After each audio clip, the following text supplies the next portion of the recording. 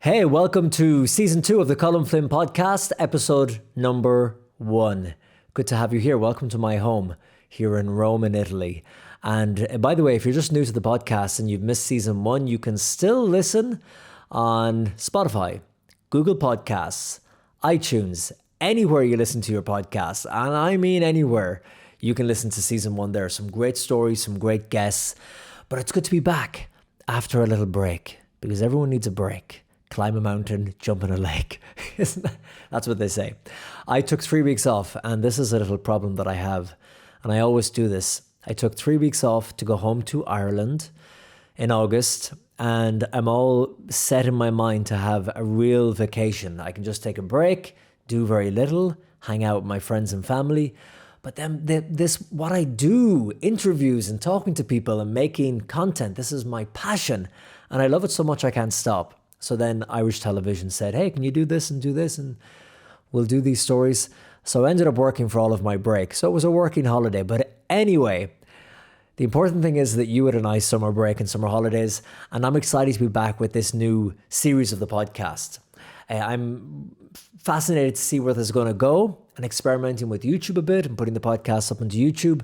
And my first guest for this new season, he is a YouTuber. He's a famous Irish Youtuber and Ticktocker. His name is Dara Tah. He's from Sligo in the west of Ireland. And Dara's a great guy. I got to know him a couple of years ago. We were both working on an Irish TV show called Big Week on the Farm, which to people outside of Ireland, the concept is that we broadcast for a whole week from a farm in the middle of the countryside. I mean, we're talking real rural cows, sheep, farm barns, your boots in the mud. But it's great. It was a great TV show and we had so much fun. But him and I were working on the social media side of it. And even back then, this was a few years ago, he was making videos for YouTube. He was putting in so much work, trying to get views, trying to get an audience. And it seemed that the trick is that he just stuck with it. Hard work, dedication, and great ideas. And he has now taken off. I mean, he's gone astronomical on YouTube. Not getting tens of thousands, getting hundreds of thousands, millions of views in his video. But here's the catch. When we did this interview, it was at the end of season 1. So this was maybe 2 months ago. And he was just at that breaking point where he was still putting in all the hard work and the hard slog into making the videos, but they hadn't really caught on the algorithm just yet. And since then and now, that's when his videos have really taken off. So I have to update you on some of the numbers. I have them in my prompter here because you'll hear me reference some numbers in the interview and they're outdated now. So yes, here it is. When we spoke, he had 66,000 subscribers, which is pretty respectable on YouTube. Now he has over 208,000 subscribers.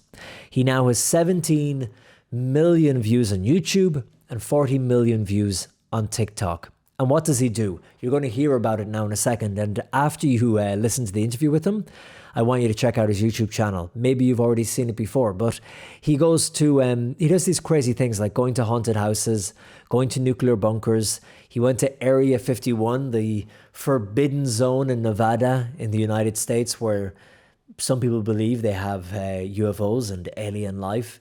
So he tried to break into Area 51. And he makes all these kind of high energy, fast cut, dramatic, entertaining videos for YouTube, which is very much the style that has emerged over the last number of years. And it has worked. His videos have really taken off. But what makes our conversation fascinating is that many YouTubers get interviewed when they are successful and they talk about all the great aspects of being a YouTuber. But we spoke at a time when he was successful, but he wasn't making the money from the videos. He wasn't making enough to justify what he was doing, but his passion, you'll hear in the interview, and his determination and his work ethic really shines through in this interview. And you can see how he has now got to where he is, because it's easy to be a YouTuber. I mean, anybody can be a YouTuber. You could be a YouTuber. I could be a YouTuber. But being a successful YouTuber who is making a lot of money from it and paying for what they want to do, big production videos, is hard to crack. It's like the Holy Grail, isn't it? But that's what he's done. So, guys, please let me know what you thought of the interview in the comments section below. I hadn't set up this beautiful studio then, so it looks a bit kind of but it's a great story. So stick with it. I'm in a hoodie and in the dark. He's in Spain. I'm in Rome. But he's a great guy, Dara Tah. Connect with me on Instagram and Facebook. Let me know if you can think of any guests you think I should interview for the show. And we have some great people coming over the next couple of weeks. But without further ado, ladies and gentlemen, here he is, the first guest of the second series of the Colm Flynn podcast, Irish YouTube and TikTok star, and all-around great guy, Dara Tah. So yeah, I'm Dara Tah. I'm from Sligo in Ireland, obviously. And I'm a YouTuber and a TikToker. Although I feel a bit weird saying TikToker sometimes. But I've got a lot more followers on TikTok than I do on YouTube. Oh, wait, but hang on. I'm looking at your YouTube channel here. You've 66.2 thousand subscribers. So how many followers do you have on TikTok? I've about 700,000 on TikTok. Wow. What? And the same type of content? Oh, yeah, pretty much. It's all like very like serialized small tidbits that almost come directly from my YouTube videos. So like I make one long form piece of content, and then I kind of split it up into like 4 or 5, like almost like a mini series from one video on TikTok. And honestly, as well, like I started TikTok 2 years ago, so it's just at the start of the pandemic that I actually started posting on it. That is crazy. I want to ask you all about this, Dara, but before we get into this, you and I are pals going back a while because are you in Spain at the moment? Yeah, I'm in Spain. Yeah. And I'm in Rome, so we're not a million miles from each other in the grand scheme of things. But you just got back from Los Angeles? Yeah, so I spent like a month in Los Angeles, and I'm going to be going back in a week for 3 months. But we met on a farm in Ireland. Yeah, we did. We were both. What was that farm called? It was in, it was at County Cavan, wasn't it? Yeah, man, I can't even remember it. And but wow, yeah, that was good. Is that 3 years ago? Must be 3 years ago now, longer right? than 3 years ago, I think. What was it? Maybe it was 3 Really? years. Big Week on the Farm. A show for Irish television about farming life, and you and I were working on the social media. But let's say it was 3 years ago. Back then, you were doing the YouTube thing, but you were just starting out. You had Casey Neistat was your idol. You were doing videos trying to get his attention. You were making what kind of videos were you making when you started? The whole channel has gone through so many different kind of iterations, and I've honestly tested out absolutely everything. So like, geez, I sort of started off actually doing sort of adventure stuff. So it's not a million miles away from what I'm doing now. I think I started doing like kind of random challenges where I would sort of test out a lot of things I did was like test out kind of scary ghost things. Like if someone said, oh, this place is haunted or something like that, I would be like the first person to go there, but go by myself, totally alone, and spend a night there or something like that. So like places like the Hellfire in Dublin, that's like this notorious haunted place, and I spent a night there. Or there's this notorious like haunted house in Donegal, and they were doing this huge big like seance there, and you know, all this kind of stuff, and so I would go by myself and like trying to experience it. And the idea wasn't to like was to just see what it's like to put yourself in situations that normally no one would put themselves in. And to be honest, if that's how the channel started, like it's just gone 10x if we're to look at where it is now. But there was definitely a lot of changes in between, for sure. I'm looking at these videos on a screen in front of me. So 4 years ago, sleeping in Ireland's most haunted cottage alone. And I remember watching that, and that was pretty freaky. And then the Hellfire one, let me ask you this, because I've been up to Hellfire too. And people often ask me, is there really a feeling you get of, you know, the legend is that the devil appeared years ago there, and there's evil lingering around the building. It's up on a hill overlooking Dublin.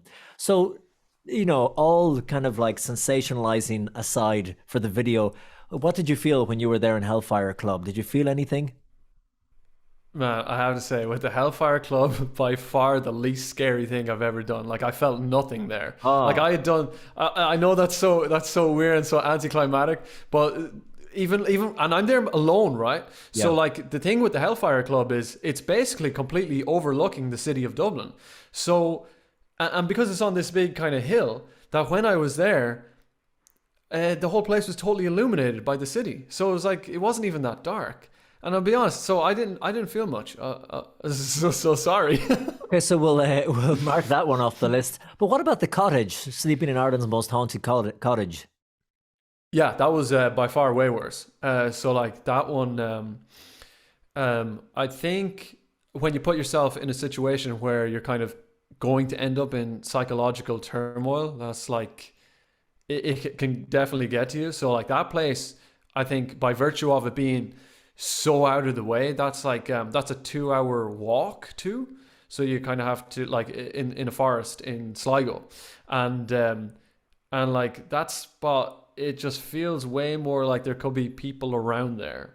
You know, like when you're really that far away from like civilization and stuff like that, like But there was one moment during the night when you were sleeping on the ground or in your sleeping bag when you heard noises outside. And I yeah. remember watching it and I was like, oh my goodness. Like I'm frightened for you because I knew you make these videos on your own. You did back then. It was just you, no team. And it turned out to be your friends who had snuck. But did you know they were coming? Come on, Dara. Did you have an idea Yeah, that yeah, they yeah. might do this to you? Or Yeah. did you actually think when you were in that cottage, 2 hour walk from anyone, that there was someone there outside breaking in? So for this video, I told my friends exactly what I was doing and when I would be there. And I basically heavily suggested to them that like, you know, if you guys kind of showed up, that would be that you could scare the crap out of me here. So I gave them a bit of a layup because I knew that would obviously be like that would potentially be good for the video. And so because I had said that, I was there for hours by myself, and my anxiety was literally through the roof because I heard so many noises. But the problem was I heard so many noises that I was like, oh crap, are they my friends? Oh crap, is that someone else? Oh crap, is just what is that? Yeah. And in fact, at one point there was a lot of noise, which wasn't my friends. It was a horse. Horse. But did you find anything supernatural about these haunted places you have stayed? Did you find at any stage that there was? No, No. no, I didn't. And you know, one of the biggest ones that was like very much like where other people would say, "Look, something supernatural is happening," was in this house in Donegal. Now, there's if you're looking for that video, that's not available anymore. Basically, there was some issues with this video, so I had to take it down. What happened? Yeah, we'll get into it. I don't mind. Legal action was threatened against me. No way. Because they were like, they were like, we don't like that video anymore. It was really weird, man. Yeah, I don't mind being totally open about that The because, people you had agreed to film with then decided, oh, actually, we don't like how the direction that this took. well, here's the thing. First of all, I was invited and it was clearly stated exactly that I'd be doing this video and they've seen my content before, so they know maybe that like sometimes I can be a little tongue in cheek or whatever. But I'm never like disrespectful, that's for sure.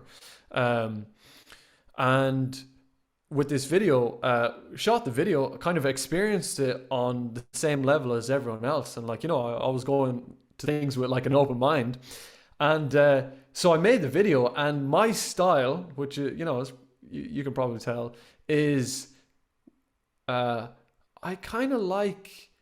I like action and Yeah. things to be kind of crazy. So that's one thing. But then also I like an element of horror, right? So that makes sense for doing this haunted thing. But then the next thing that I like is like I love comedy and humor. So like I like to do a blend of horror and comedy. Like that's my thing. I'm sort of like think of myself as making horror comedies in some ways with this YouTube channel. And so I made what I think was a pretty decently funny video. And they reviewed it, and they said, "This is great because you did a great balance. Actually, this is quite funny. We like this." And I was like, "Oh, fantastic! All right, put it up." 5 months later, they were like, "Oh, actually, sorry, it was probably a lot sooner than that, but maybe it was like a month or two."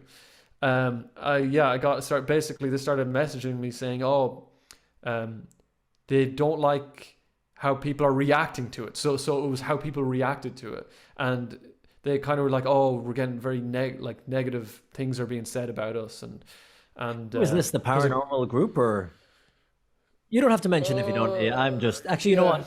Skip that question. It's fascinating the whole process because this is a real glimpse of what it's like making videos for YouTube, because we always associate these problems with television, because you and I have also or you used to work in mainstream television production, and getting legal letters is something you get for TV shows. You don't really associate YouTubers getting threats of legal action and Yeah.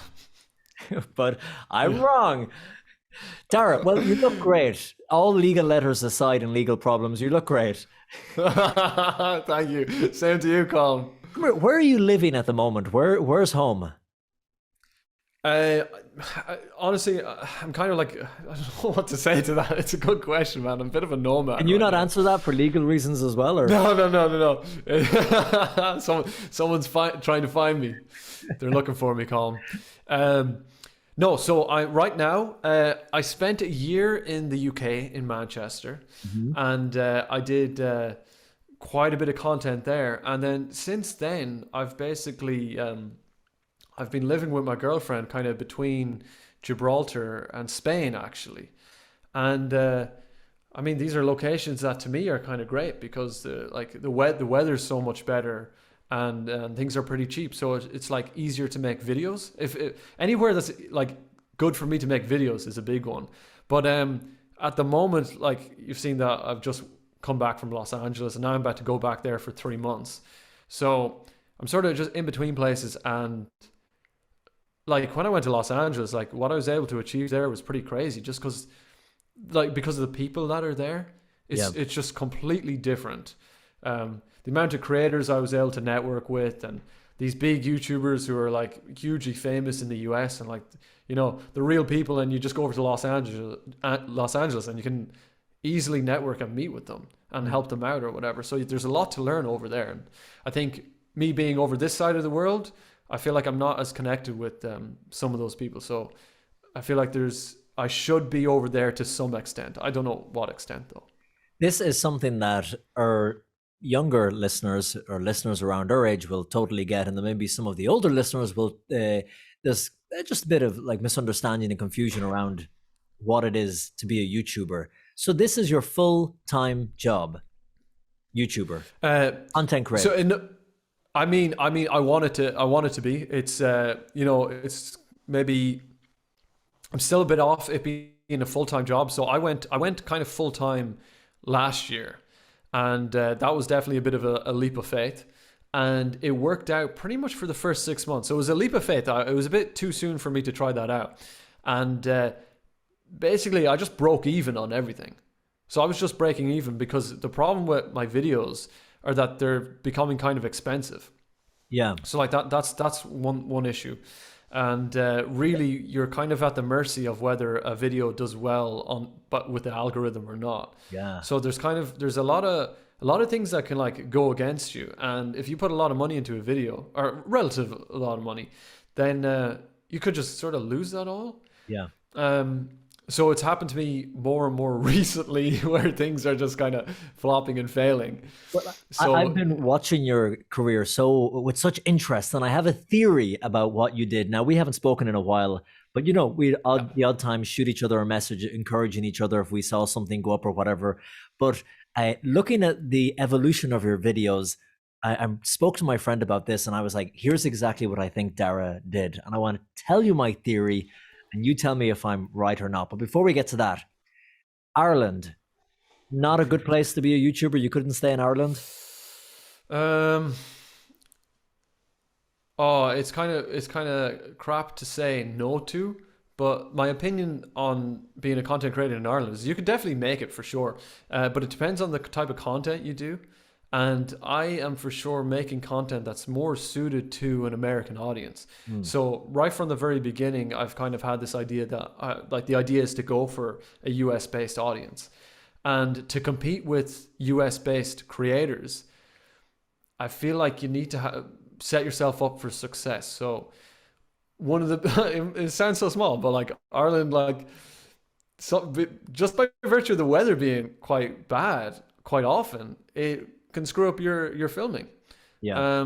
That's definitely one consideration to make when you're making videos that are like adventure and outdoor based, which Yeah. is kind of my side of things. And then the next thing is that, I mean, it's quite a small place in the sense that like there's not that many people that do YouTube or totally fully understand YouTube or who are committed to understanding it and learning about it. So like I'm a total nerd when it comes to social media and YouTube and learning about like algorithms and all this kind of stuff behind it. So like I didn't really find it's hard to find a community of people like that in Ireland. And so it's quite kind of cool when I make friends with some more like some of the US based people or some people in the UK who are like doggedly going after these things and are really digging into what makes things successful on social media. And you help each other in a sense that you can be characters in each other's videos. So I'm just after watching the video you uploaded like a few hours ago today about you going to Los Angeles to kidnap this guy who used to be your best friend and then who made friends with someone else in Los Angeles. So you were like, the only way I can solve this is if I go and kidnap him back. Take him back. But what strikes me is, you know, when you go in and you tell people what you're doing, you like on the spot, you're doing it. But the Americans, their attitude and that confidence they have, even when you're sticking a camera in their face, they're playing along, they're being characters in your video. And I found when working in RTE and interviewing people on the street, it's harder to, you know, people just the Irish psyche and mentality is not as outgoing, maybe not as showy offy. And when you go to the US, everybody wants their 15 minutes of fame and everybody wants to be a star to an extent. It's easier to get people to perform on camera and tell their story, be part of whatever you're doing. Yeah. I so agree with that. Like, I think, you know, yeah, like you said, the Irish psyche, people sort of clam up. They're sort of afraid of cameras. They're not sure what to say or do. And there's this kind of sense of like, oh, where's this going to be shown? Yeah, I'll make a fool of myself. Yeah, they're like so afraid of like what people are going to think and how they're going to be portrayed and stuff like that. And then yeah, in the US, there's just not that at all. It's kind of like if there's a camera, then people are sort of they're kind of ready to perform. They sort of have a very different relationship with cameras. So that's super interesting, and it definitely makes shooting things a lot easier because you get people who are willing to kind of give you a bit of faith in what you're doing. Yeah, and just the idea of being a YouTuber. If you say you're a YouTuber, or like people ask you in the US, is this for a YouTube video? Then they suddenly understand it straight away. They're like, oh yeah, cool, absolutely. Yeah, and I want to clarify that I'm not saying that Irish people are bad on camera or whatever. And you know, sometimes they're wary about where's this going to be for a good reason. But for what you're doing, the kind of YouTube videos you are making, you need that, as you say, high energy, a lot of action. And people, when you point the camera at them, they just need to be on and like, you know, go with it. Yeah, kind of. Yeah. Do you know what? I think that's hopefully that's a skill I'm learning because I think I'm potentially good at putting people into situations where they get excited. Like that is, I think that's one thing I'm probably kind of good at is like if they're somewhat on board with me with general, and then I maybe throw them into a situation, and then it's like people just start getting hot, like excited for for what we're doing. Like you've just watched this kidnap video. I turned a load of people into kidnappers, and they obviously don't really know what's going to happen, but they all get excited when there's this situation happening. Now, Dara, before I ask you about the videos you make now, and you mentioned a while ago there about staying in that haunted cottage overnight in Sligo, and how, okay, maybe you didn't sense any paranormal activity, but it was the psychological torture of not knowing what's next, and if your friends would show up or wouldn't show up. And I find in a lot of your videos now, you have those psychological experiments and torture methods that the CIA used, and you're doing them on yourself. So I want to ask you about that and how real they are. But before that, we'll just go back to kind of old Dara YouTube, because I noticed a change in your career last year.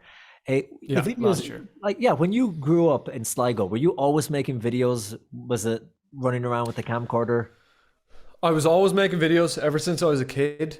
And they were mostly just kind of comedy stuff. I just like to do things that would make me and my friends laugh. It didn't matter exactly what it was. Like oftentimes I would just get a bunch of friends together. We would make videos that were like sketch comedy, and most of the time I wasn't even the main character or had nothing to do with me. I would just like try and get my friends to be funny, and that like kind of saved me the embarrassment in school actually. So that was kind of a funny way I was able to make videos without getting mercilessly bullied in school by putting all the emphasis on my friends.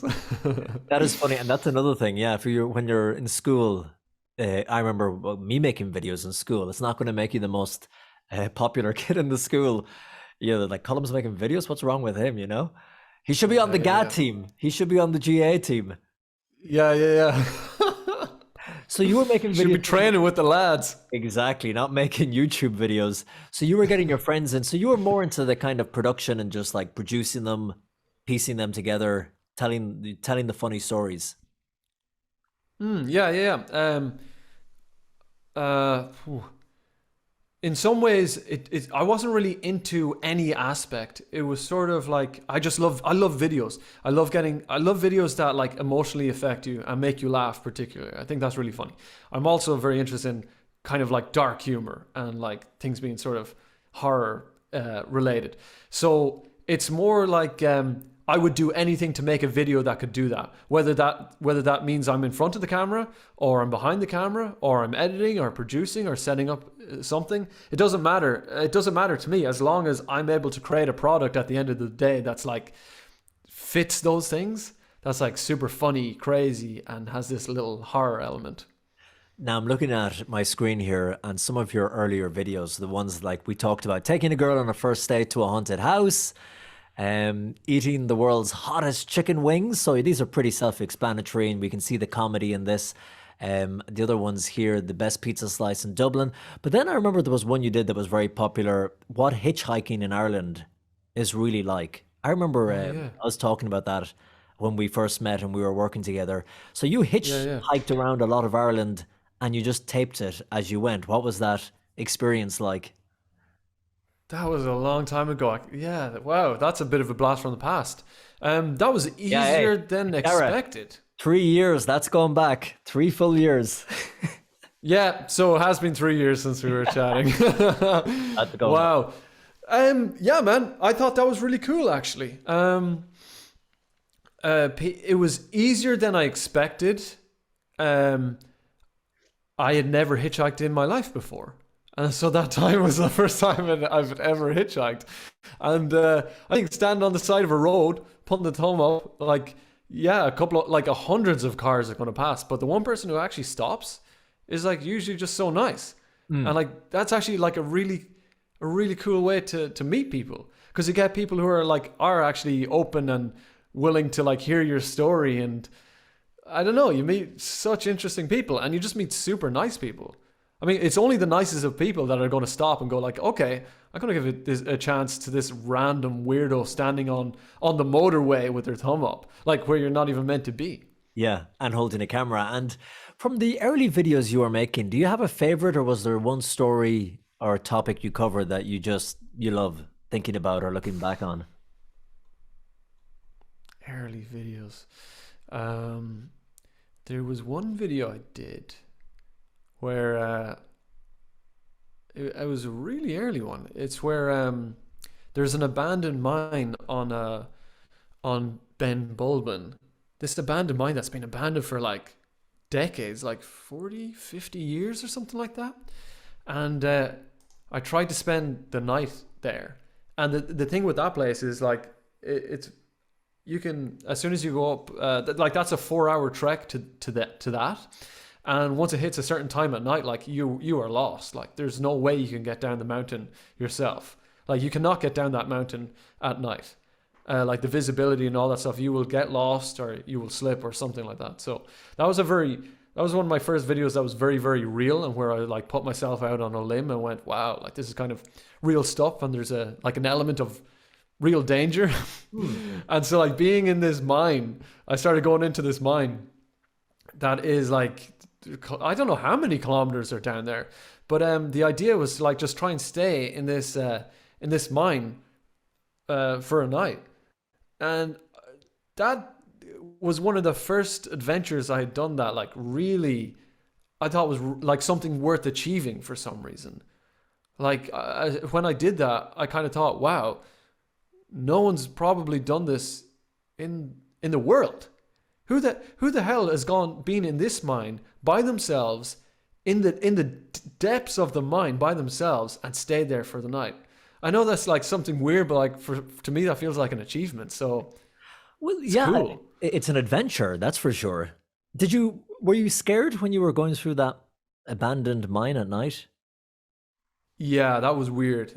Seeing like the sun go down and getting your way into this mine, crawling in, and knowing that there's just like kilometers and kilometers of tunnels that are just empty right now, and there's like this wind pushing through it. So you hear like different little whistles, and you hear like how the water kind of drips and echoes through a tunnel, and then there's like some tunnels that are quite long, and so when you start walking down them, the echo of your own footsteps starts echoing behind you. So like you would turn your head every couple of paces and just check if there was someone behind you. It was really freaky, very freaky. So that was a strange kind of torment I put myself through. And when you say in the YouTube title you're spending a night in the mine, do you really stay the night and sleep, or is that just for the clickbait?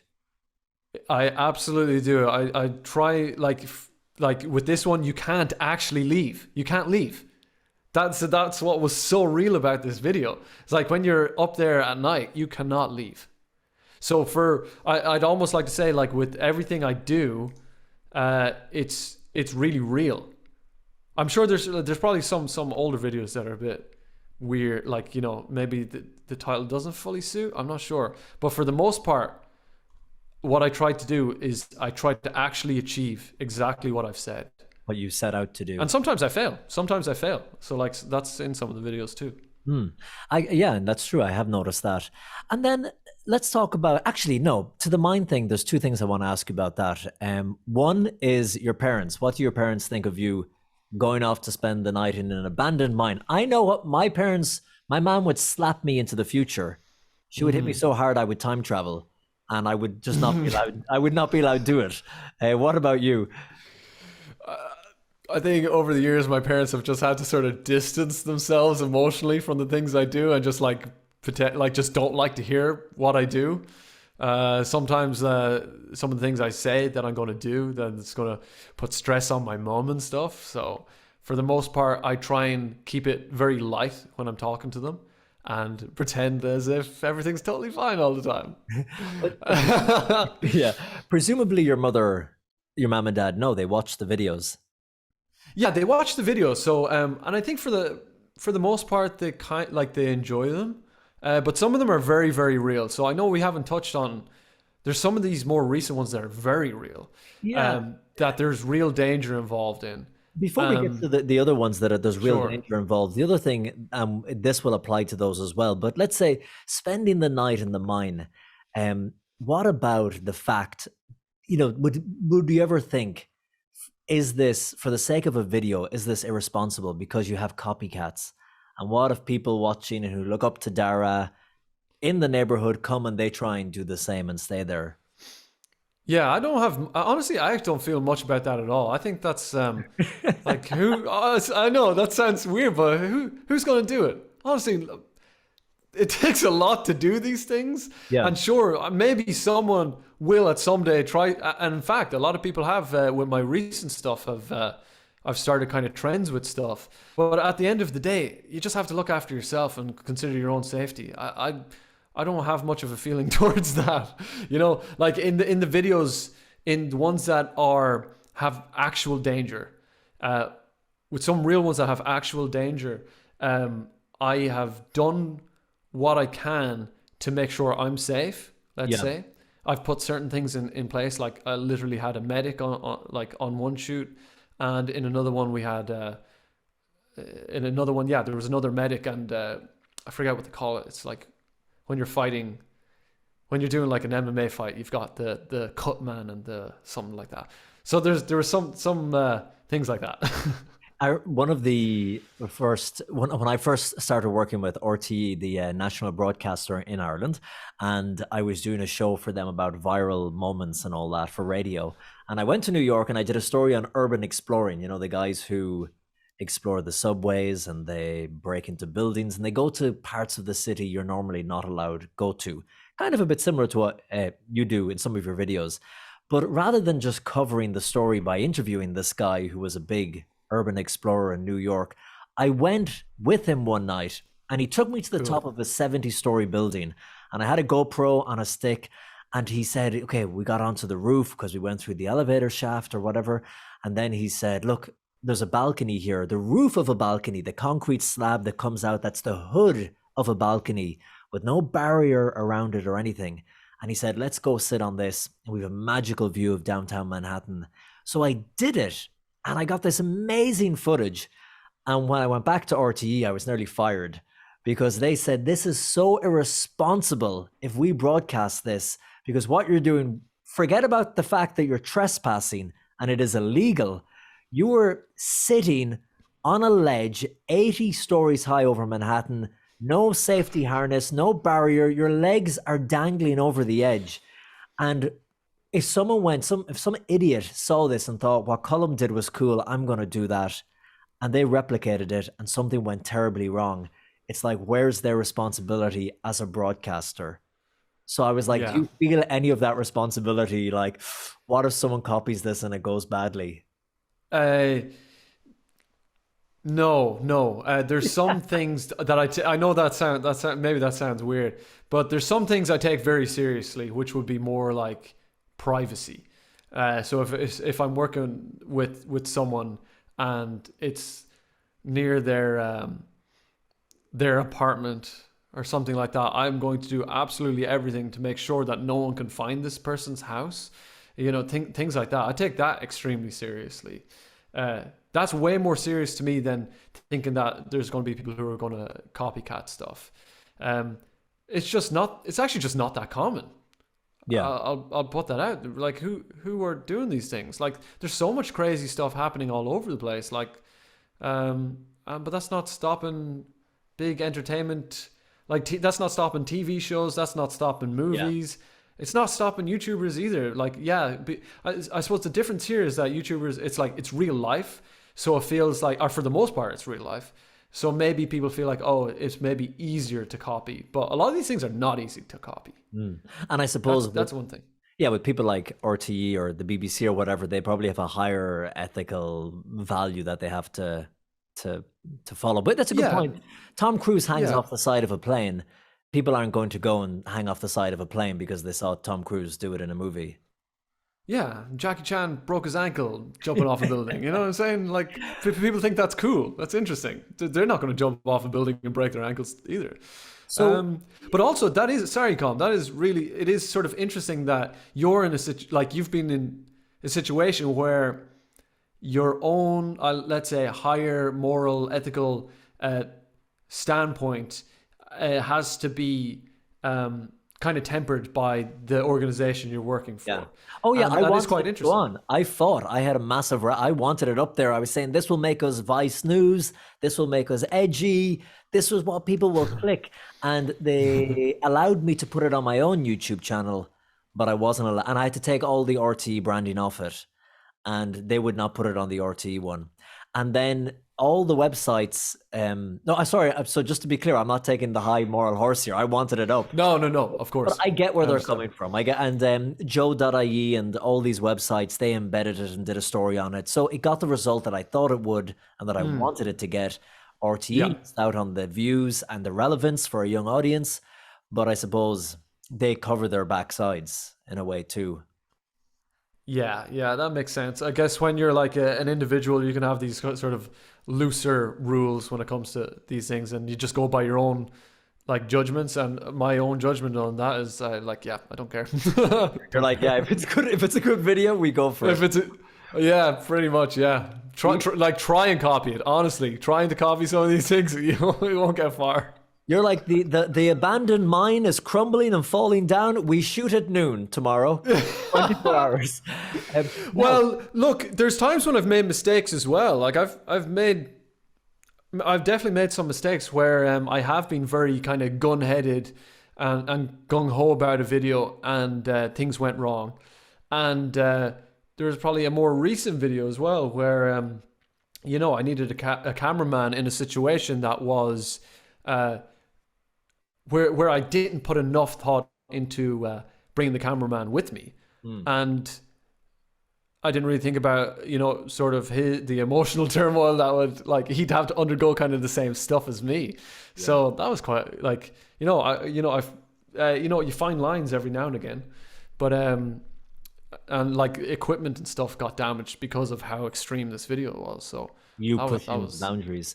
So you said that it changed. You took it up full time around 2 years ago, 1 year ago, when you moved to the UK. Yeah. And was that that was 2 years ago? When you met your girlfriend, she was a viewer, she was a fan? Yeah. How the hell do you remember that? Check you out. Look, wow. You got a fan who was liking your videos, and now she's the girlfriend.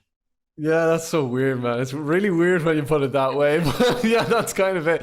Now that was when I was very small, so that was maybe a bit different as well. But yeah, no, I just got a random message from my girlfriend now, Lauren, and then I had this and she lived in London at the time. I was living in Dublin, and there was this video idea that I had for when I went to London. I actually had this plan of making a video in London. I was like, oh crap, let's make this happen so that I get to meet you, and then just hit it off right from there. And honestly, it was almost like we were boyfriend and girlfriend instantly. It's kind of weird but cool. Was she a YouTuber before that, or involved in YouTube? No. I heard a theory, Dara. Now, because we're friends, I can put this to you, and stop your laughing. You've no idea what I'm about to say. But Lauren, I can tell it's gonna be cheeky. No, go for it, man. You're a cheeky man. I'm not a cheeky man. I'm a very serious. Sure. Lauren, obviously, very attractive young lady, very attractive woman, and somebody, not I, said to me they had an idea that or a thought that she is in this with you because she's very attractive and she appears in the thumbnails of the videos and she's up front and center at some of them, that she is just a ploy to get more hits and she's a YouTube girlfriend, not a real girlfriend. How do you respond to those horrible accusations? I think that friend that you're talking to, I think it's just you coming up with a hypothetical situation. Hey, I would ask straight out. It was someone who said it to me, and I went, I'm sure. I'm going to ask him that if I get to talk to him. Seriously. That's too funny, man. That's too funny.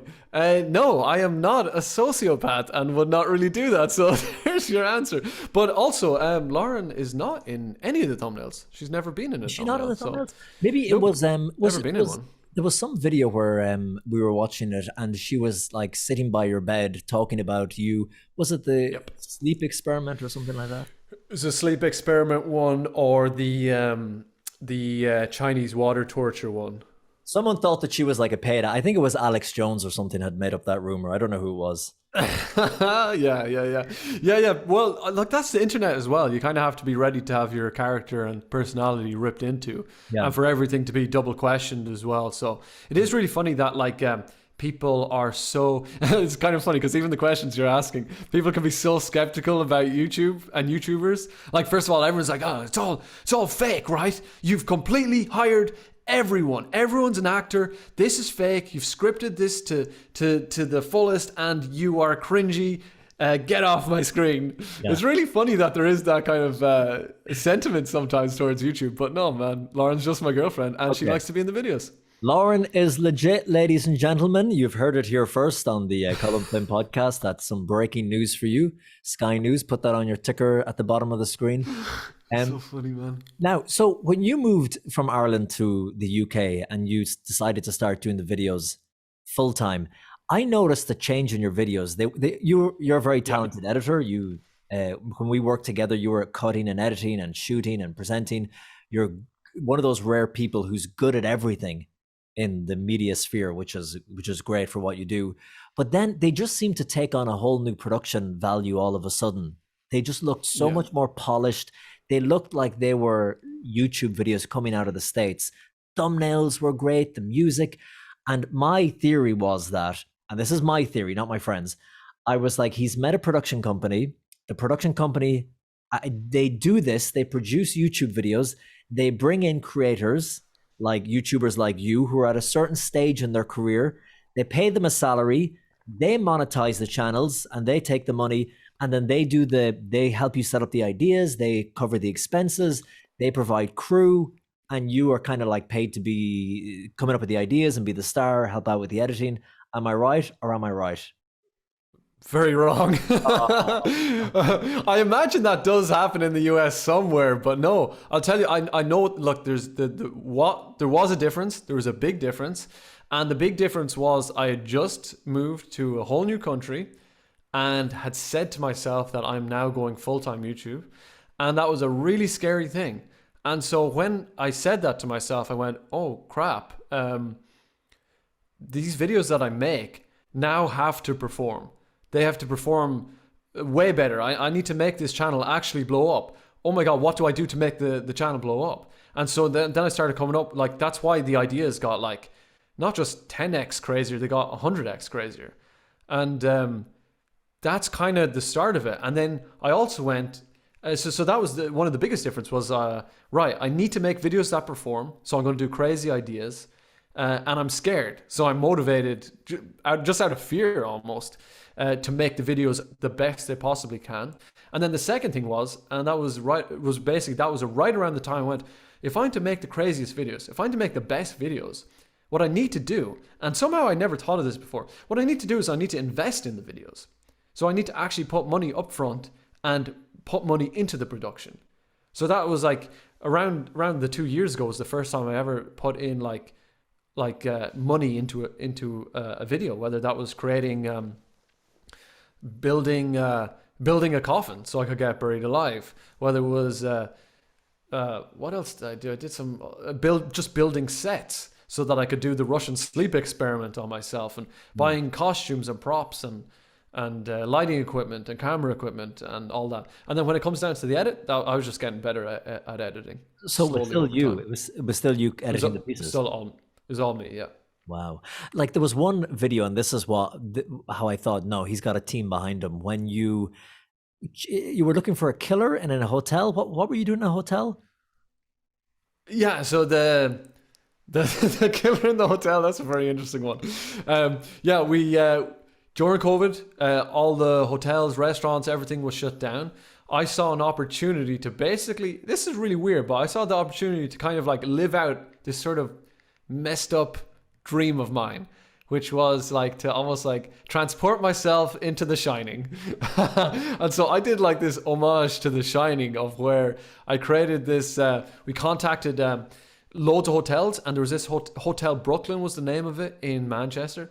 Like really nice people, really nice hotel, and their building was lying there empty. We pitched them like, hey, can we play hide and seek in this place? But we want to play hide and seek with an actor that is running after us with an axe.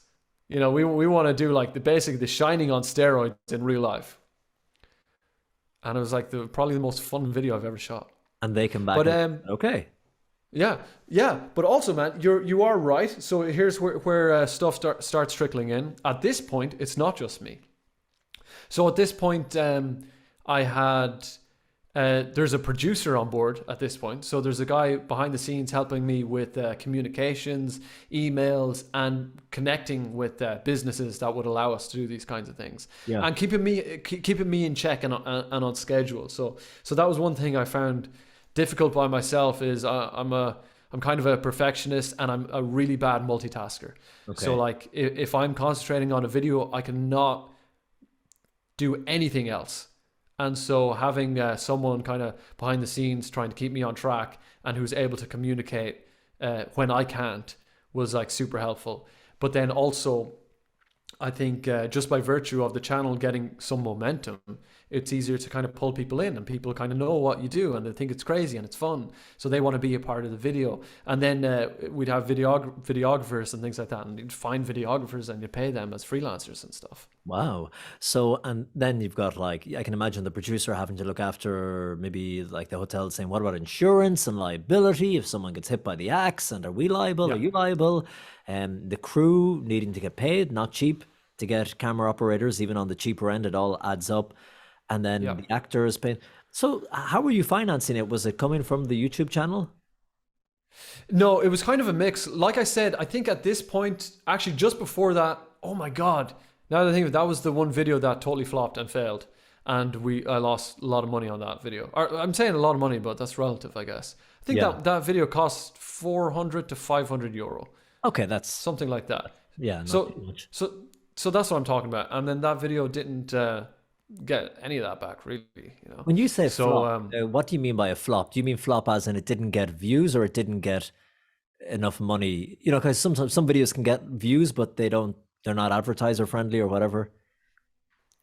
yeah, in my case, the videos need to get views to kind of get much money, as in these are not highly like ad like great videos, if that makes sense. Like I'm not running a financial channel that's like you can put advertisements on for cars and mortgages or something like that. So the ads that go on these videos are probably like lower paying ads. So yeah, I need lots of views for a video to pay off, but then also there's kind of different things behind the scenes of like selling the licenses of videos and different things like that that can sometimes bring it back. So in fact, now that I think of it, that video probably it didn't break even, but we probably covered like 200 euro, with a license or something like that. Yeah. And when you say a license, who would buy a license for that? Like a TV show or something like that? Yeah, TV shows. Yeah, so like a TV show, there's a few TV shows that are always kind of looking for different content, whether that's to react to it or do some piece on it or something like that. So I kind of built a relationship with this TV show in America called Right This Minute, and they've taken a lot of the licenses for a few videos, That's great. like a string of them. Wow, fantastic. And it's interesting when you say it was a flop and a failure. You never really know on YouTube. I mean, initially it might not get you your earnings back, but the great thing is that it's there sitting in your bank of videos. It can draw some people into the channel. And when people get drawn into the channel through another video that is a big hit, then they look through your bank and say, God, there's all these other great things there. And then also, you never know when the algorithm is going to come through and sweep it up. I found that with some videos. I'm not a YouTuber, but I found some videos that have been lying there dormant for years, getting very little views. All of a sudden, for some reason, just catch on with the algorithm and then they take off. That's what's getting me through it, Colm. Hey. Yeah. No, for sure. I think I have more recently, I have not been as kind of haven't been as afraid of what's going on with the channel. Like if something does, as you say, sort of like flops and doesn't get the views it sort of deserves, I think it will someday actually. And I think there's probably 10 to 12 videos that are super, super strong on my channel. 10 to 12 that are like really good videos that I know people do want to watch, and that if they're served them, they will watch them. So I know that like if I can, kind of get this channel to the next stage, which is bring in just like a hardcore big US audience and get the right eyes on it, I know that there is content to be consumed that will do well. And because I've seen it time and time again, I've plenty of friends who have grinded away in the shadows basically, and then one video just does it, and then boom, boom, boom. All these things go viral themselves. And they are great videos. I mean, I'm looking at my screen now and I'm looking at your video bank, but most of them have a big red line under them showing that I've watched them all the way through. Good. But I'm always thinking, I'm like, is that real? Did he really do this? Especially with the more recent ones, which I want to ask you about, because some of them I've watched and I'm in the same camp as you, whereas like I just love great content and people who push the boundaries and to do things that are risky. But some of the ones I was like, no way. Like, this isn't real. Because if this is real, it's so irresponsible and stupid. And that was my Mm, theory, that he has a production team behind him. Like, he could not do this on his own. But let me ask you about that. Before I do, you mentioned taking the channel to the next level. You yeah, 66,000 subscribers. yeah. Um, and it's funny, recently I interviewed Brooke Brodak, who was the first YouTube star in 2005. The New York Times said she was the Wow, first YouTube star. She was the most subscribed person in the world for a while, with 60,000 subscribers. But you have 60,000. crazy. How many do you need to like bring it to the next level? You know what? I don't think it's actually about like the amount of subscribers you have. It's more about how many views you can get per video. Hmm. But I think it really is just like having a really authentic breakout with the algorithm and doing a video that can just get everywhere to kind of jumpstart viewers coming in. Like one of the biggest things I think with YouTubers is what they're trying to do is get to a situation where they're continuously growing. So like their growth isn't stagnant. They always try and have this kind of incline of like viewers and subscribers coming in. You're always going to hold on to your core audience, and then obviously over time people are going to get bored and people are going to leave. So there's always a subscriber drop off. But if you can get to a situation where you're holding a core audience, making sure they're satisfied and bringing them along in this journey while being able to gather new subscribers all the time, that you're creating such good content that YouTube is like, wow, we such good content that it performs with everyone or with a lot of people. That's really the goal. Is to be able to get to a situation where you're just properly growing. You know, like a lot of my subscribers are not very organic from YouTube, if that makes sense. Like I haven't really had much algorithmic success on YouTube yet. There's still more things that have to go into it. A lot of my subscribers are more followers who have converted from TikTok, people who've watched the kind of serialized stuff and then came over onto TikTok, or they might have subscribed kind of from small bumps of certain videos. Yeah, I was going to ask you that. Do you find there is a lot of crossover between TikTok, people coming over who watch your stuff on one platform and jump over to watch the longer ones on YouTube? So about like 30,000 of my subscribers were probably Wow, first TikTok followers. that's brilliant. That's what I'm guessing. But I don't actually. That's not a good thing. That I slowly discovered last year is that I think a TikTok audience are just very different from the audience you want watching long form stuff. Obviously, TikTok content, short form content, it's a very different kind of mindset and attention span. So when you get that audience to when you literally bring them over onto YouTube, sometimes that doesn't work out. And I think I found that a little bit is that these people, though they're kind of used to different sort of content, so they might not watch as long, they might skip stuff, things Okay. like that. Yeah, and So YouTube, figuring out how, yeah, YouTube rewards length of view and how long someone watches the videos and et cetera, et cetera. How much, yeah. what's the sweet spot for you to, for a video to pay for itself? Like how many views do you need to be clocking? I know it depends on the length and all that, but for you to start making money back in a video. That's a pretty good question. Let's say just a video costs like 400 euro or something like that. Um, how much views would it need?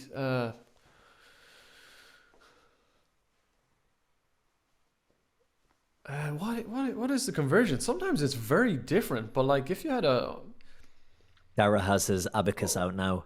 it's so all over the place. It's kind of hard to say sometimes. What are you talking, But like 10,000?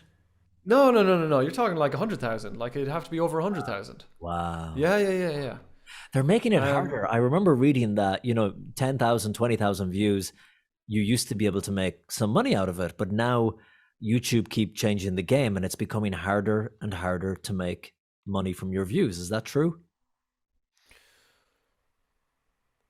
it depends on the climate of the of the platform. In some ways, I don't think they're making it harder, but it depends on the advertisers. So really, like YouTube have not changed their split with creators, as in I think they pay creators 60%. Whatever the advertisers pay, 60% of it goes to, it might be 70% actually, goes to the creators, 30% or 40% to YouTube. That has not changed as far as I'm aware in a long, long time. So it should be theoretically the exact same. It should be just as easy. Like if you have a monetized view, you have a monetized view. But the difference here is what are advertisers willing to pay to be on your video or videos like yours. So the platform itself is getting better and better and better at knowing what your content is and be able to say to advertisers, hey, do you want to advertise on super clean PG content where no one ever says a swear word in the video, where there's no simulated violence, there's no blah, blah, blah, blah. You know, you get this huge list of things, and basically an advertiser can pick and choose. Yeah. And by the time, depending on your content, then you're going to get different advertisers on your content. So like my content would be a bit sort of like standard, run of the mill, like in terms of how much I would get paid per 1,000 views. Like it's nothing special, that kind of way. Yeah. Whereas like, you know, financial channels and cryptocurrency channels and all this, like, it'd be totally different. For the buck. Yeah, and I remember reading that too. I interviewed iJustine once, you know, the tech reviewer. Yeah. She, of course, they're one of the most highly paid per click or whatever, the technology reviews and stuff like that, because advertisers will pay big bucks to advertise in those videos. So you could get the same amount of views, but they will get much more from the advertiser. Let me ask you about some of the recent videos. I'm looking at them here now. Now, this is where I want to give out to you, Dara, okay? Yeah, let's hear it. I'm looking at the thumbnail here. 303,000 views, so up there with nearly 1/3 Can you escape being buried alive? The thumbnail is great. You under the gravel, RIP headstone behind you with your hand up in the air. I watched this video. Explain to me what happens in this video. Okay. Should I tell you where the inspiration came from? Yes. So like the start of that video, I mean, I think I remember seeing a Quentin Tarantino video, a movie a long, long time ago. It's called Kill Bill 2. Do you know it? Have you seen it? Kill Bill, yeah. Of course, man. Kill Bill. Unbelievable. Was it Kill Bill 2 or 1? I think it was 1, actually. In Kill Bill, the main character is buried alive. And there's this incredible scene at the end where she tries to punch her way out of the coffin, doing this like martial arts 1-inch punch, and she basically crawls her way out of the earth. And honestly, man, that scene left such an impression on me as a kid. I was like, that is one of the coolest things I've ever seen. That's one of the coolest cinematic moments I've ever seen. And one thing I try to do on my channel is I try to basically create the real life version of some of the most incredible cinematic moments that I've experienced. And this is my homage to Kill Bill in some ways. I was like, I'm going to bury myself alive. And here's the thing. I know that it's not possible. I know it's not possible to break out of a coffin. Like in that one, we had lots of different precautions. We had lots of different things about, like, we had a chat with Anthony Britton. So if you ever look up Anthony Britton, he was an escape artist who did a few different buried alive videos, and well, not videos, he was just doing stunts but didn't he tell you not to do it? He didn't say not to do it. No, he said to do it. He said you should do it, but I'll tell you what, man, he scared the crap out of us. Like, he told us not to do it in a certain way. As in, I was totally gung-ho to go like 6 feet deep and all this stuff. But at the time, I hadn't done enough research. So here was us doing the research. Here was us going like, hey, you've done this before. Tell us about it. This is what we want to do. This is how we want to make it look. This is how we want to make it feel. Is that possible? And basically, we got a flat no. He was like, you will die. So that was actually the very first time I think we had a proper pullback of like, oh crap, we went way too far. How are we going to do this safely? Is it going to be safe? And we made we made a mistake on that one. Like we kind of went with a lot of his advice, and even though he's not begrudgingly gave, like he was at the end, he was like, do it, it's going to be good. But I have a bad feeling about this. Yeah. You know, and at the end of the day, man, everyone, you just have to do your own safety precautions. But it's great to talk to people like that. It was real, was it? Because this is when I'm looking Yeah. at the thumbnails now on my screen. So your girlfriend Lauren was there on the set. There were two guys in white hazmat suits filming. You had a paramedic there as well. So you had to pay the paramedic, I presume. Yeah. And they had a coffin. You were in a coffin, and they dug a hole. How deep? Oh, sorry, let's talk about the coffin. Yeah. So like, okay, so the situation here is we have, it's not a coffin, we just built it ourselves. So it's really, theoretically, it's just a box, and it's a box that I built so that there'd be a chance that I'd be able to break out of it. You know, the lid was quite thin and whatever. And then as for, so the dangerous thing about being buried alive, and this is something like people don't actually appreciate, and I didn't appreciate until I found all this stuff out, is 6 feet of dirt over a coffin is literally 2 tons worth of weight. It's like you've got cars on top of you. Yeah, You don't move. But this is crazy because you went down in that coffin, in that box. And Right? you had a camera in the box with you. Yeah. You went down. Like, what about oxygen? How long could you survive with the oxygen down there? Plenty of time. So the idea was I think in a coffin, in like a real coffin that's a little bit tighter. You know, you kind of 2 foot across or whatever. We had all the measurements and all that. I think you still have about an hour and a half to 2 hours of breathable air in there before it gets dangerous at all. So that's 2 hours in a normal coffin. Hour one was bigger, so there would have been more. Like maybe there was 3 hours. I spent only, I think, an hour and I only spent over an hour in there. It might have been an hour and a half. So we weren't worried at all about air. That was something we had considered at the start. Were we going to try and build a pipe, put the pipe in, have fresh air, all this stuff, and then basically from talking to Anthony Britton, the escape artist, that was the least of his worries by far. He was like, "No, you'll be fine. Don't worry about that. So what you need to worry about is the weight of dirt above you." They dug the hole. They put the I'll call it a coffin. They put even though it was a box. They put you in the coffin, and they put the lid on. And your girlfriend Lauren screwed it tight. Screwed it close. Screwed it close. Lauren said some words like, Dara was a great guy, and we're all going to miss him. They shoveled the dirt on. How much dirt did they put on top of you? So we've got like 2.5 to 3 foot of dirt. So that's it's a little less than half of what you'd have in a traditional burial, obviously. And man, I gotta say, like when we had decided to go at this depth, I thought that's nothing. I was like, that's nothing, man. That is absolutely nothing. Like that should be fine. We're going to be totally fine here.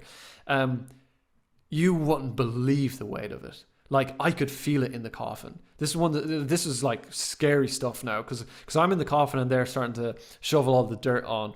And as they're shoveling the dirt on, I mean, like there's something about it, man. When there's that much dirt on top of you, it is solid. And I didn't build this coffin I built this coffin to be able to escape. It started to sag. The ceiling of the coffin started to sag on top of you. Yeah. It started to sag really heavily. So like that was some really scary stuff because, I mean, you kind of don't know how the physics are going to work until you're sort of in this situation. Like the thing is completely sagging, and the problem is like if you're going to try and put your hand through this, things don't stay in place. Like the dirt doesn't stay in place. What will happen is the dirt will just collapse and bring the whole lid down on top. So what would have happened if the lid had collapsed? Because it looked like from the video, and you're telling me that it's real, that it was sagging, and at any moment it could have just given way and all come down on top of you in that coffin. What would have happened? So I mean, that is what happened. At the end, you've probably blocked it. Yeah, you've blocked it out. you hit it, and I was punching. Yeah. So for the escape, started making the escape. Started punching this thing, realizing that although the lid is really thin, it almost doesn't matter because you're still punching what feels like a brick wall because you've got so much weight behind it. So the whole thing was sagging. There's so much weight on it that I'm just basically punching a wall, and I was able to slowly crack through this thing. Like the lid was slowly. I mean, there was so much pressure on both sides, and plus I'm punching it right in the middle. And it started slowly coming apart. Like you could almost see the fibers of the. It wasn't wood. It was like something else. I forget what it was. It's a type of wood that has kind of fibrous, and I could see the fibers literally starting to tear apart. Plywood or something. As I was, yeah, it was something like that. And so there was so much stress on it that I could literally see fibers like starting to pop. Wow. And that was very scary. But anyways, Wait, I was remind me, punching. did you have your mobile phone didn't work because you were so deep, or did you have a walkie-talkie? How could you communicate with the guys up top? I bought walkie-talkies after that video, I tell you. So you didn't have a walkie-talkie? I had a mobile phone, and basically we weren't as worried as we should have been. But then there was a medic on standby, and so I was like, look, we've got the medic. He's the professional. Put it all in his hands. He seems to be totally chill and fine about this. So we continued ahead, and and look, I just started punching that thing, saw the fiber starting to pull apart, and then I could feel it. I just knew that there was a sudden change in the whole feeling of the lid and the weight above me, and I knew that in seconds, like suddenly there was just something different. There was a sudden shift in the dirt and weight that I knew the entire thing was just going to plonk down on top of me. I knew it was about to come straight down on top of me, and so for that second, I stopped punching. And I started screaming, and I just said, guys. I was like shouting at the people up top, and should have had a walkie-talkie or had some other system, because no one can hear you under all that dirt. Literally no one could hear me. And so, the phone was, that was obviously an oversight. The phone, you couldn't get coverage because of the dirt, and no one could hear me because of the dirt. And so when the whole thing collapsed, This is the weirdest thing about this video, and it's something how I had to edit it in a certain way. When the thing collapsed, everyone went, "Way!" Everyone celebrated as if I was getting out, and I was like, "That's like."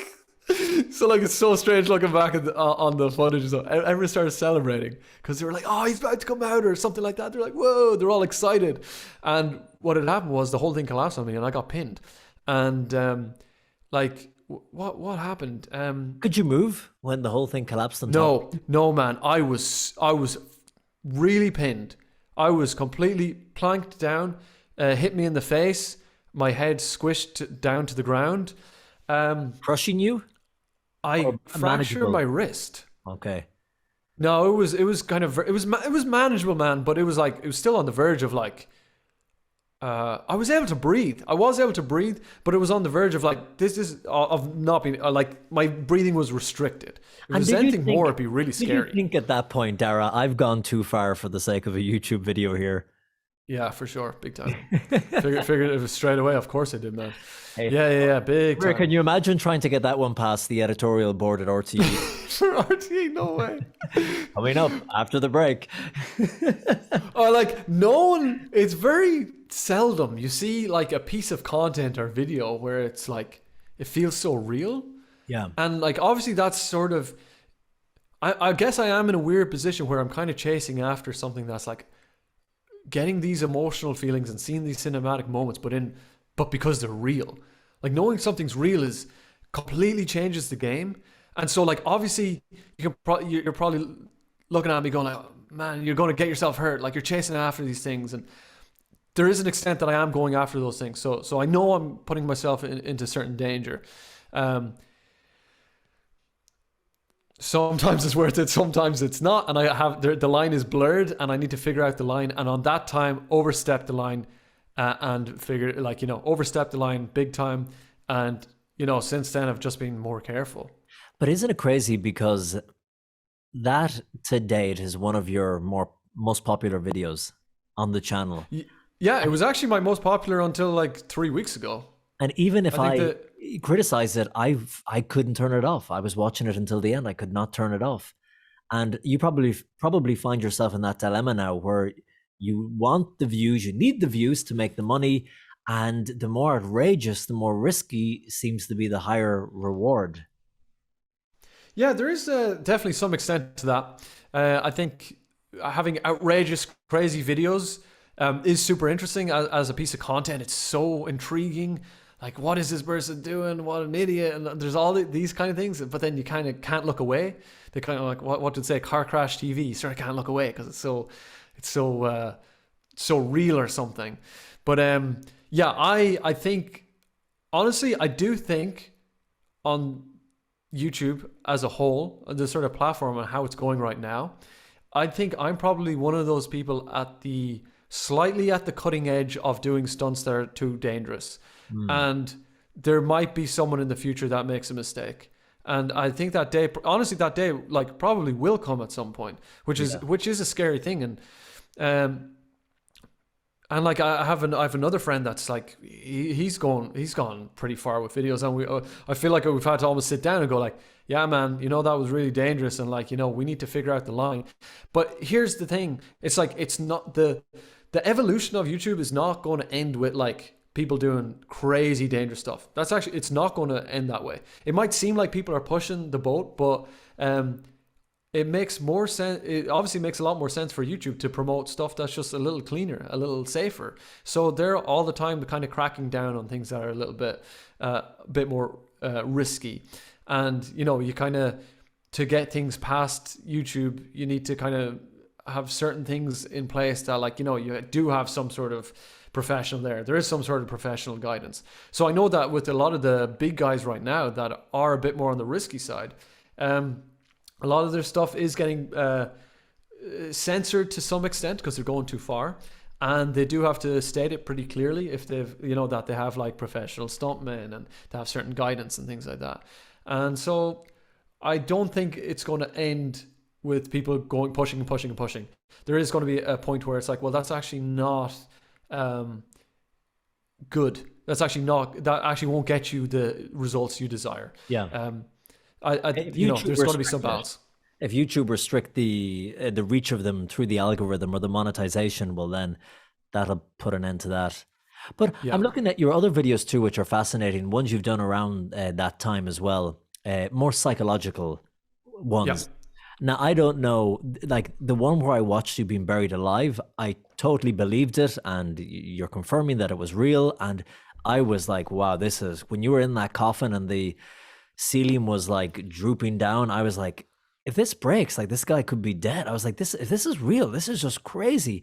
But then the other ones where you do videos like, I tried surviving 12 hours of Chinese water torture. And then I'm like, when you're talking about how psychologically damaging this is, then I'm like, is this real? Is this not? So for example, when you did surviving 12 hours of Chinese water torture, explain how that worked. You strapped yourself to a board and you had a drip of water falling on your forehead? Yeah, so Chinese water torture, for some reason, is this kind of weird sort of like urban myth kind of torture-y thing. And I'm sure a lot of people know what it is, but I might as well explain it just in case. So yeah, Chinese water torture is this idea of a torture method where where a person is like strapped and completely immobile on something, and then just one single drip of water is dropped on their forehead. And the idea of this, you know, I almost put like quotation marks, torture method, is that over time, the one drop of water that hits you in the exact same place over time becomes excruciating, almost as if you're being hit. Like, you know, first of all, it's just a gentle prodding. Then it's like, you know, getting stronger and stronger and stronger, because this one piece of your body is just slowly, very slightly getting hit with something really small. So that's the idea. The idea is that this is going to send you completely insane. It's almost like a hammer being hit on your head over time. So when I first thought of this idea, actually, I was going to do 3 hours. I was like, 3 hours of Chinese water torture. That's crazy, isn't it? And then, you know, just reconsidered the idea. And then I was like, nah, 6 hours, double that, 6 hours. I was like, geez, am I really going to be strapped to something for 6 hours? And then I went, oh, crap. And this is kind of funny about YouTube. It's like, no, you know what? It needs to be double that. It actually needs to be 12 hours. Like, that's the best title. That is the best looking title. Trying to survive 12 hours of this thing. So your question here is like, did you do it? Is leaning into, yes. Did you strap yourself there for 12 hours on a board? So you're going to have to watch the video again just to see exactly what happened. But no, don't worry. It is absolutely real. I can assure you of that. Absolutely real. However, I didn't survive 12 hours. I actually can't. What? I survived 7 hours? 8 hours? I survived for 7 or 8 hours. So that video ends with a fail. I wasn't able to do it. Because it felt like, was the torture real? So it is kind of bad. I will say eventually it's weird. It's not as they say in that it's like it has no impact in the sense of it being a hammer, but it's really hard to think about anything else. When like getting hit on the head is really annoying. Actually, that's what it is. You're being so annoyed. So like for 7 or 8 hours, I can't believe I've forgotten it now. I think it was 7 hours, 7.5 hours or something like that. You're just constantly being annoyed and your whole face is wet and your hair is wet. And then that's kind of trickling down your back. And it's more an annoyance and a kind of a sense of like, there's no way you can bring your attention or awareness anywhere else. So in that regard, there is a weird psychological element to it. However, that's not the reason I gave up. So I had to give up in this video because it was too hard. It was not too hard because of the drip. It was too hard because of being immobile for literally 7.5 hours. Okay. Being strapped to that thing was honestly, I never experienced anything like that in my life. Wow. Over time, just being strapped becomes excruciating. I don't know what it is, but like, is it the way the blood like pools around where you're kind of strapped? Is it something to do with your muscles just not being able to like move properly? So something about it, man, slowly over time becomes extremely excruciating. So like I had to wiggle like crazy on the floor, just trying to get something moving or trying to soften the pain. But honestly, that's why, like, so yes, that video is real. The torture is not that bad with the drips, but just being strapped and immobile is excruciating after like, man, I think it was even after 4 hours, this is really tough.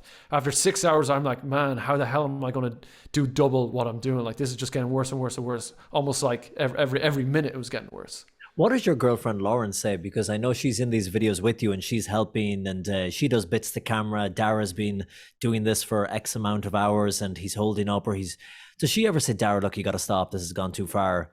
And then are you looking at her going, are you saying this for the camera or do you actually mean it? Or is there any difference? You know what I mean?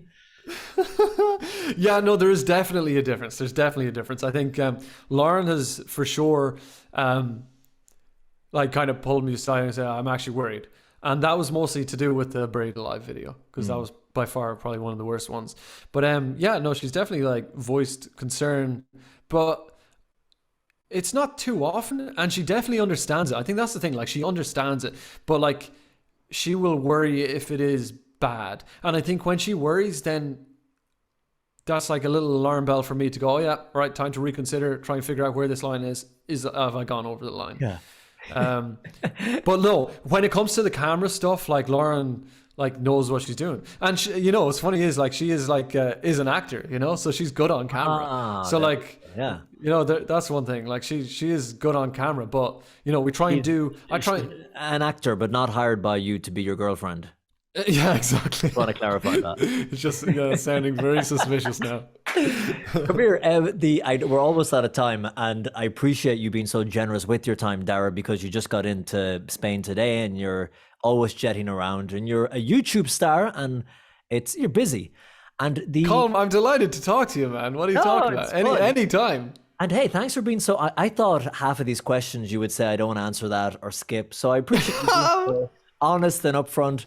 The Russian sleep experiment, I remember watching that around 10 months ago when you uploaded it. And that was another video where I thought, if this is real, this is crazy. Just, right. I can't remember it in details, but just tell us the premise. What is the premise of the Russian sleep experiment? In some ways, very similar to Chinese water torture. It's one of these things that people sort of know about. They've heard about it. It's like almost like an internet myth, or it's like this weird story that's kind of taken legs and become an urban legend of a thing. So the Russian sleep experiment is this urban legend of an experiment that was done in Russia where they kept something like 10 prisoners of war awake for 13 days.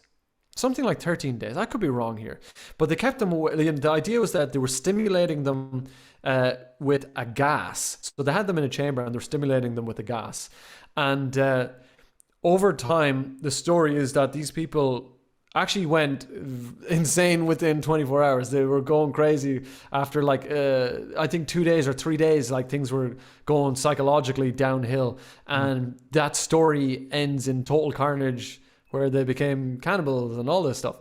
But the hard truth about that is that that's actually, it's just not true at all. It's actually a short story that was written on the internet a long time ago and sort of took legs and became the sort of urban legend. Are you saying things on the internet are not true? Yeah, maybe. No. Maybe some of them, yeah. No. So that, like, the Russian saving story is a good story, man. I think it's good. But it's also really freaky because there's these, I think people like drew pictures and things of them. And there's these images online that you're like, oh my God, this is what a person looks like after whatever amount of sleep.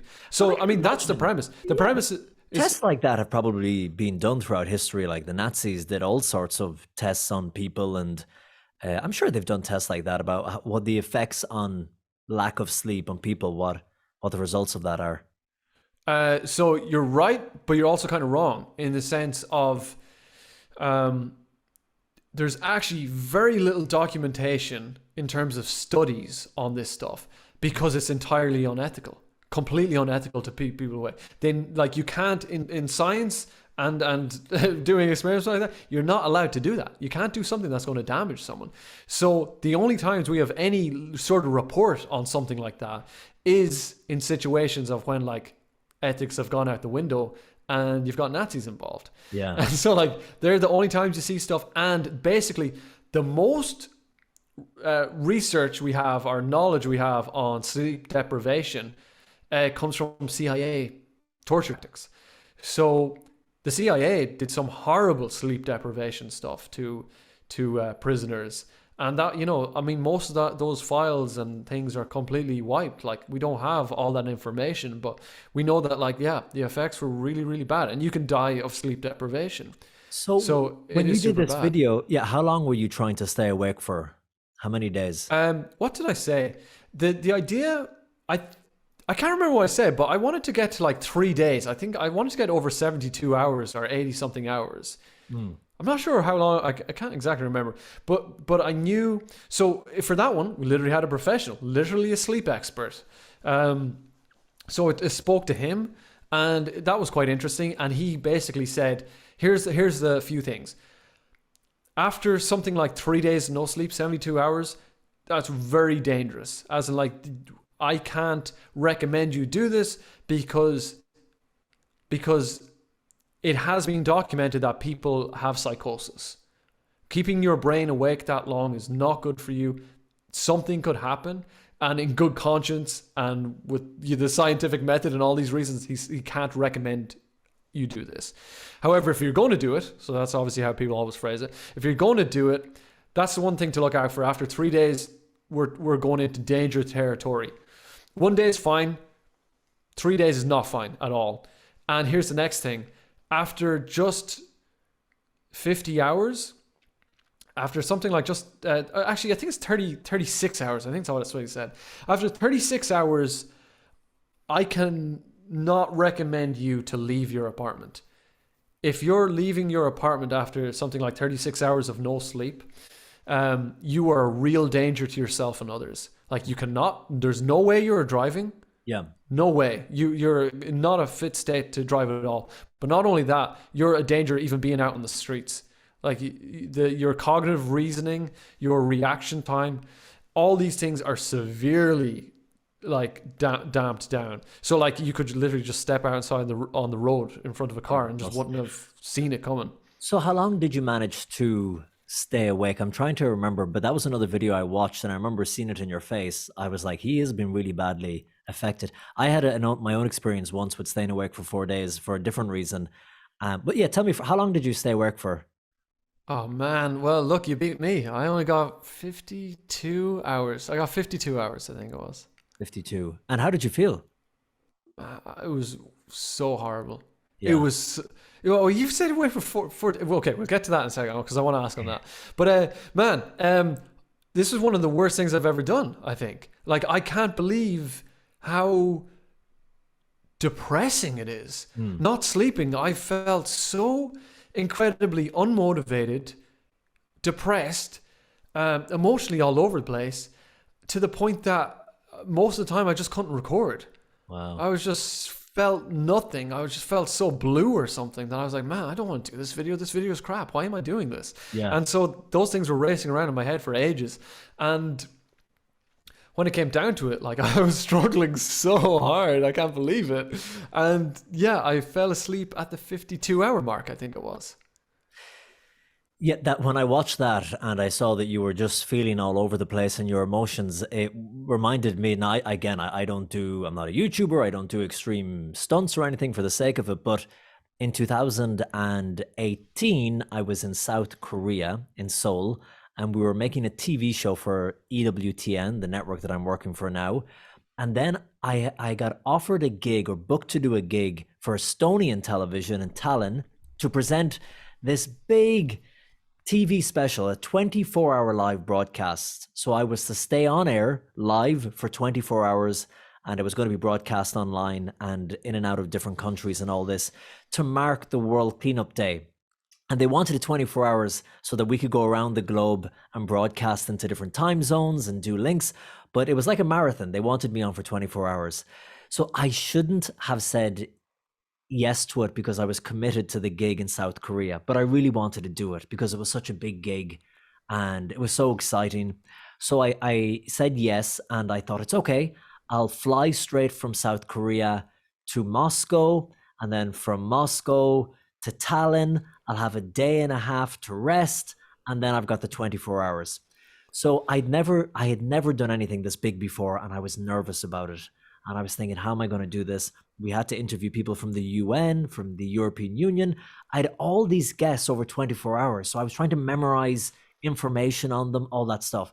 The shoot was a lot of pressure in South Korea and Seoul. So long story short, I left South Korea, got on the plane. I forget how long it was. And I said, Colm, sleep on the plane. You've got to sleep on this plane. And I was forcing myself to sleep, and my brain wouldn't shut off. And I was like trying to close my eyes, and then I would think, oh, in the 16th hour of the show, I've got to interview this minimalist from Sweden. What do I have to ask her again? And I'd be looking through my notes. Got to Moscow, no sleep. Waited for a flight to Tallinn, got on that flight, short flight, but no sleep. Got picked up in Tallinn, brought to my hotel, and I said, okay. They said, tomorrow we've got rehearsals all day in the studio. I said, okay. Didn't sleep a wink that night, tossing and turning. So then you're going on 2 days with no sleep. And then I was so anxious the next day. They brought me to the studio. It was from a university. They had like 12 cameras, big set. And I thought, this is even bigger than I realized. And then I started feeling the pressure. And I said, Colm, you've got to sleep tonight. And then they brought me to my hotel. The beautiful big car, bring me to the hotel, staying in the beautiful Radisson. And I said, this is the last chance you have, Colm, to sleep before the 24-hour broadcast. Watch the clock all night. You know, like it's midnight, it's 1, it's 2, it's 3 a.m. And I didn't sleep a wink. And then I went on air for 24 hours. And that was just touching on 4 days with no sleep. And at the end, I didn't feel tired. I wasn't yawning, but I was like, the adrenaline, I was just going on empty. The tank was on empty. And every time the red light would come on, I would muster up every bit of energy I could find in my body to be preppy and upbeat on air. And then at the end, I went straight to the hotel. I crashed and I slept for like a whole day. But I felt in like I've never felt before. I've never taken drugs. I don't know what it's like to take drugs, but I felt like I'd taken some sort of drug, that I was getting into a dangerous place in my mind, like losing my mind. At the end, I thought I'm losing my mind. And that's the only time I've ever experienced it. So when I saw your video, I thought, this guy is crazy. No. I think you're the crazy one right now. The spotlight's on you right now. Holy crap. That is, that's super, super, super, super uncommon. Not many people have ever done what you've done. That is incredibly hard. You are probably built in a way that had allowed you to do that somehow. Like, there was not a single chance in the world that I would have been able to do what you did. Like, so I've got some questions for you. Like, you must have made loads of mistakes, right, on air. You must have. No, I think everything went smooth. You're lying. No, I'm not lying. I looked awful. Now, people around me were being very nice, as they are in television, and they were saying, "You look great." And I said, "No, I am look awful." And the poor makeup girl, at one stage, she was putting cement on my face to try and cover the bags and everything. You know what? It was awful. I had cold sores on my lips and everything. I was breaking down.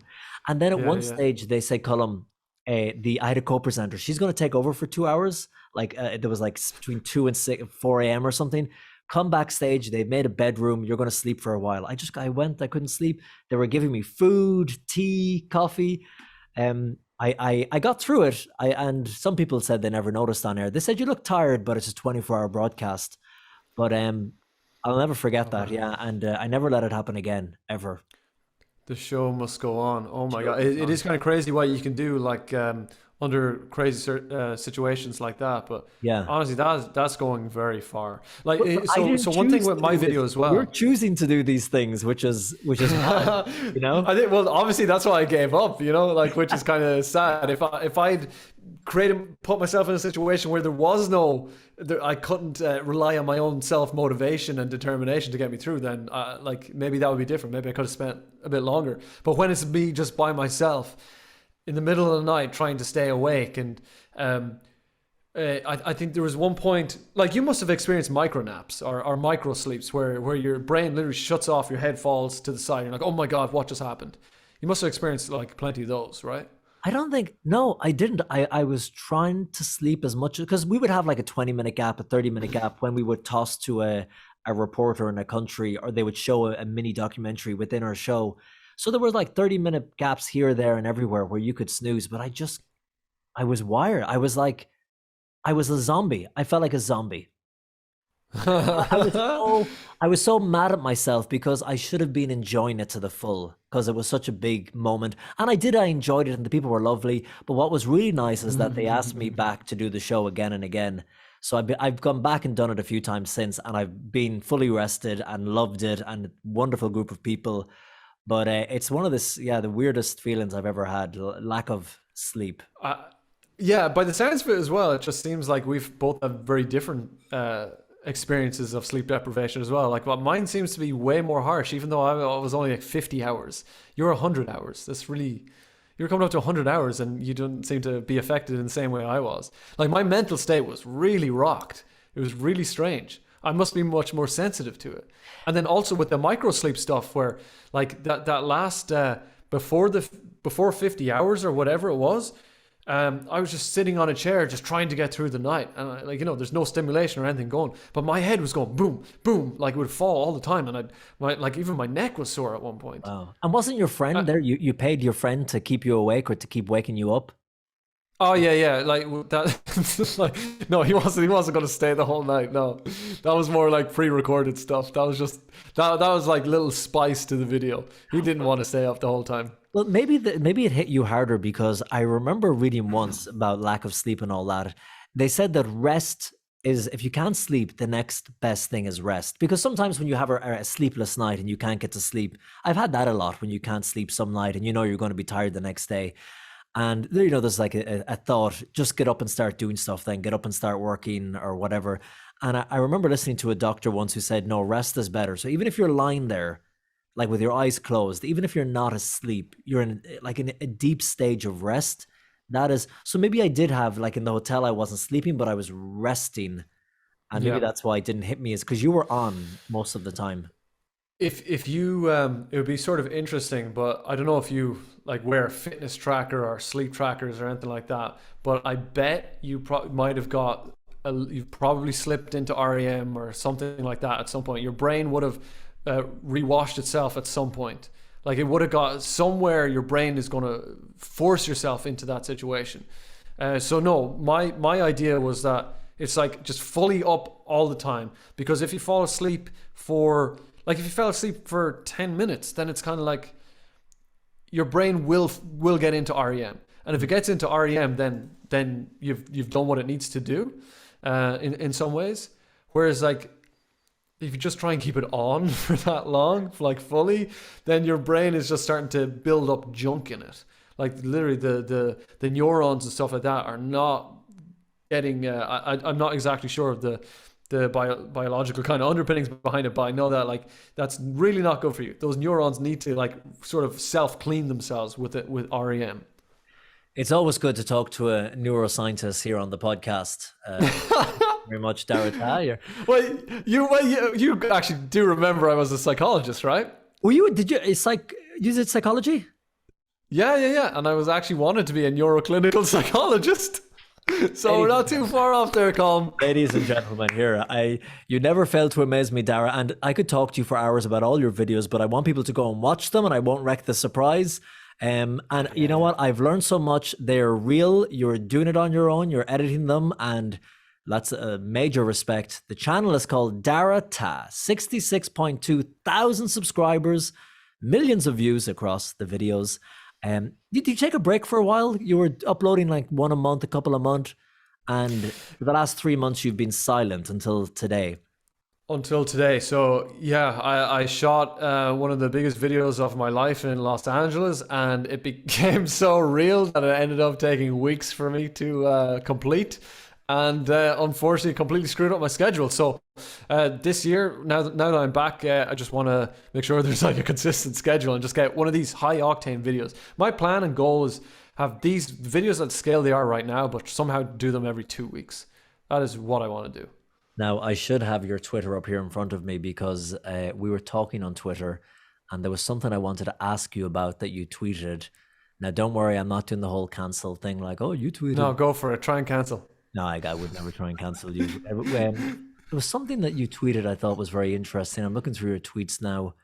These are all brilliant tweets. I could read them all out. You're such a... Oh, here we go. Such a liar.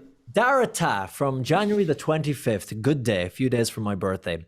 And you say, and I quote, might be a hot take here, but I think UK YouTube, non-gaming, has been stagnant for a while now. Most YouTubers are clearly in the shadow of the sideman or can't compete with the scale of content coming from the United States. In my opinion, the culture around improving content is kind of lacking. Improving content, sorry, is kind of lacking. I'm looking at this at a distant screen here. What did you mean by that? It's harder for UK creators to compete with the US. What's coming out of the US? Oh, it's not really harder. It's just that right now they're not. Yeah, it's kind of weird. And it's the same with Ireland, obviously. You can throw Ireland into that sentence too. Obviously, I spent a full year in the UK and kind of did my sort of outreach and networking, and you know, I'm someone who's like has kind of my finger on the pulse with knowing like who's trying, who's making videos, who are going to be the next up and comers, things like that. Like I usually spot them quite a while away, and I found 100% with well, it's the same with Ireland, but the UK and Ireland, man, we're way behind. We are so far behind, it's kind of crazy. Like the US is taking off, and they're taking it so much more serious. Like I feel like people are kind of just messing about making videos here. Like they're not taking it serious, and they're not trying to improve their content. So it's like there's so many people who are making videos and they're just pumping it out, but they're kind of just like, I feel like again, this is a hot take and very controversial a little bit. And if anyone from the UK hears me, they might be like, oh, what are you saying, Dara? Like I'm busting my ass here. But like to some of those people who are busting their ass and putting out stuff, like, man, you need to be improving your content, because sometimes it just doesn't, sometimes consistency does not matter. You know, there has to be a certain quality of video. Because you have to remember, like when you put out a video today, no one cares. Like, well, first of all, no one cares. That's a funny one. But you are on the exact same stage as the best. You're not competing against someone in your neighborhood. You're not competing with someone 2 hours away from you. You're not even competing with the same people in your country. You are competing on the worldwide stage of YouTube. Your video needs to really stack up, because if your video is not the best, why would I watch it? Like, there's no reason for anyone to watch it if your video is not the best. So if you want to be a big YouTuber, and obviously you can tell I'm passionate and I want to do it, the videos have to be the best. You heard it from the man, the pep talk to end the interview. If you're not being buried alive, you ain't in the running, guys. Forget about it. If you're not getting buried under gravel and it's not You're real, not sleeping for 7 days straight. if you're not Poking needles in your eyes. for 20 days, you ain't got a looking, kid. You're not in races. Oh, Dara. Listen, Colm, thank you very much, man. It's been great talking to you. Where's Lauren at the moment if you're in her house? Yeah, she's downstairs, probably wondering where I am because I need to barbecue some chicken. Barbecue some chicken with Lauren, who is real, and we love it. We love to see it, and people check out the channel. I've been watching it for a few years now. It is great. You're going to get bigger and bigger, and on top of it all, you're a gentleman, and thank you so much, Dara, for your time. Colm, thank you so much. You're a legend. I love you. I love hearing from you. Let's talk more. That was fantastic. Thank you so much, Dara Tah, for giving me your time and for being so generous. And don't forget to check out Dara Tah on YouTube and TikTok, and to follow him in all his crazy adventures. That's it for the first episode of Season 2 of the Colm Flynn Podcast. I hope you liked it. Be sure to check in on Season 1 if you haven't heard it already. It's on Spotify, Google Podcasts, or anywhere you listen to your podcasts. Thank you so much for streaming this and for listening, and I will talk to you again very soon.